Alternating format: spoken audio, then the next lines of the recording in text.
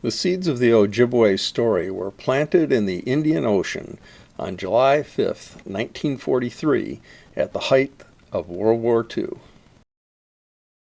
On that day, Lieutenant Commander Fukumura Toshiaki was peering through the periscope of the Japanese Imperial submarine I-27 and taking aim at convoy PA-44. The convoy was headed from Iran to Uruguay, and in the commander's crosshairs was the 6,797-ton American freighter Alcoa Protector. At exactly 6:10 in the morning, the I-27 fired a single torpedo, hitting the freighter and leaving her dead in the water. He watched as the Royal Indian minesweeper Bengal took the entire crew of the freighter safely from the wreck. Next, the Bengal attempted to take the wreck in tow, but the tow line snapped, and she radioed for assistance. Commander Toshiaki was low on torpedoes, and his boat was in need of repairs and overhaul since he'd been on patrol for just over 2 months. And he had sank 4 other vessels, so he was content to simply watch what happened next. The following day, the Anglo-Iranian Oil Company tugs arrived and towed the damaged freighter into Bandar Abbas, Iran, where her engine was salvaged. Toshiaki and the I-27 would later be lost to British warships in the Indian Ocean on February 12, 1944. On September 24, 1952, the Defoe shipyard in Bay City, Michigan, would launch the 642-foot oarboat Charles L. Hutchison, and in her stern would be the steam turbine engine of the freighter that Commander Toshiaki had torpedoed 9 years earlier.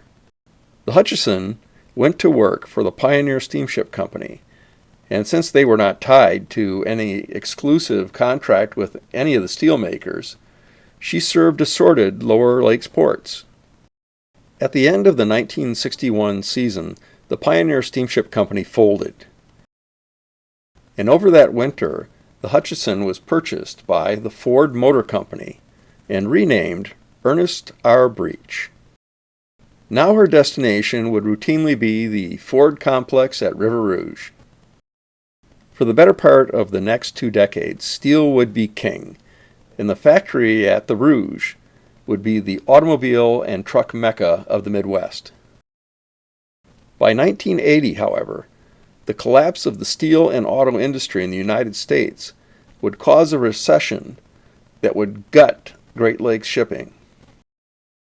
In order to stay alive, Ford pressed the breech into the grain hauling trade, largely between Duluth and Buffalo. She lasted doing that until 1987, when Ford decided that she was now extra tonnage. To the delight of boat watchers around the lakes, however, her career was extended when she was adopted into the Kinsman fleet. June 24, 1988, saw her back on the Duluth to Buffalo grain run and renamed Kinsman Independent. Her elegant lines soon became a favorite of lake boat photographers. Every time she approached the Sioux, either upbound or downbound, the cameras were clicking. Many a boat nerd has leaned over the rail of the Sioux Locks viewing stand just to get that one beautiful shot of this boat. Usually during the day, but especially in the night.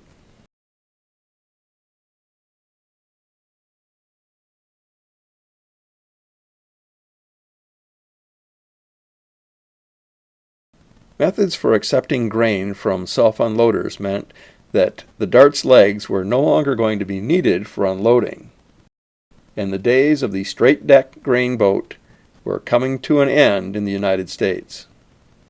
Thus, by 2004, it looked as if Kinsman Independent was again headed for scrap. Yet in 2005, a company by the name of Voyager Marine Limited out of Ridgeville, Ontario, sprang up and bought the boat, intending for her to be reflagged Canadian and carry Canadian grain. That company refit the boat. She got a new General Electric V16 4-stroke turbocharged diesel engine. Thus her World War II engine had been replaced. She was also given other modern appliances, such as a controllable pitch propeller. The refit took a bit long, and she was looking at the end of the shipping season when on November 14, 2005, she departed Hamilton, Ontario on her maiden voyage under her new name, Voyager Independent. The new company's hull colors were a striking blue, and she was again the delight of vessel photographers. Unfortunately, her career with Voyager Marine Transportation Limited had about the same shelf life as a bunch of bananas. Soon she was up for sale again. Yet the boat got another lease on life when in the end of August 2007, Lower Lakes Towing announced that they had purchased her. She would now be renamed Ojibway. I know some people call it Ojibwa, but I come from Saginaw, Michigan, and was raised having picnics on what we always called Ojibway Island. So that's the way I'll pronounce it.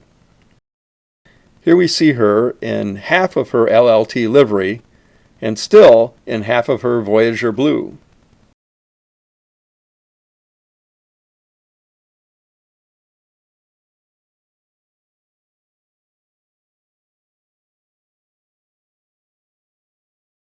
Once in their full gray, white, with a red stripe colors, the Ojibwe was once again the glamour girl of the Great Lakes. Of course, this was an era when the classic straight-decked Laker was vanishing. Thus, it was not only her fine lines that were drawing attention among boat nerds, but it was the fact that she was rapidly becoming the last of her kind. Every time you saw the Ojibwe, you wondered if this would be the last time. How long before she, like countless other straight-deckers, would be sent to meet the scrapper's torch? Well, that day came on April 3rd, 2022.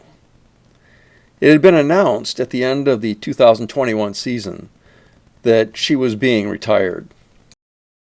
So it was no surprise that on the third day of the fourth month of 2022, she sailed under her own power from Lake Ontario to Port Colborne and the scrapyard.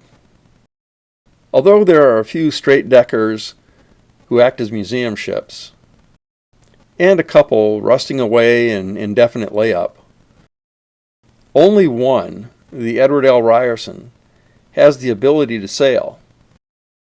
Yet she has no purpose to actually do so. Thus, the tradition of the straight-decked Great Lakes oarboat marching along the horizon that began in 1869 with the R.J. Hackett is now gone forever.